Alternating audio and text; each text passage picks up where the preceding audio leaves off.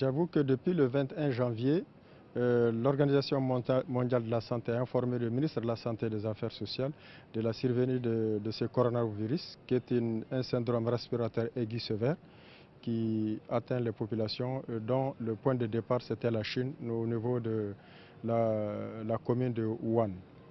Aujourd'hui, au Mali, conscient de cette situation, il faut rappeler que déjà nous avons 1300 cas de par le monde et 41 décès. Et 11 pays qui sont atteints, dont la France récemment avec 3 cas. Donc c'est ce qui fait que depuis cette date, le 21 janvier, le Mali a pris des dispositions pour renforcer le système de surveillance au niveau des frontières, notamment l'aéroport de Bamako-Sénou, mais aussi au niveau des 12 postes d'entrée prioritaires que nous avons à l'intérieur du pays. Pour connaître cette maladie, c'est un syndrome grippal habituel avec des maux de tête assez importants, un écoulement nasal, mais aussi une fatigue et surtout une difficulté respiratoire. Parce que c'est pourquoi on l'appelle syndrome respiratoire. Parce que ça atteint le poumon et en fin de compte, la mort survient lorsqu'il y a une insuffisance rénale sévère.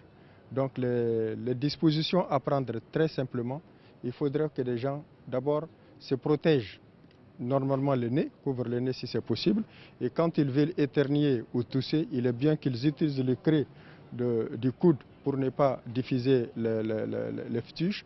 Deuxième élément important, il faut que les gens évitent effectivement le contact directement avec les animaux sauvages, et en particulier cuire correctement les aliments avant de les consommer, la viande, le poisson, les œufs, prendre les mesures simples d'hygiène en se lavant les mains proprement au savon et régulièrement, et puis les conditions d'hygiène habituelles, d'hygiène du milieu. Ça, c'est des éléments qui peuvent aider à contrer la propagation du virus.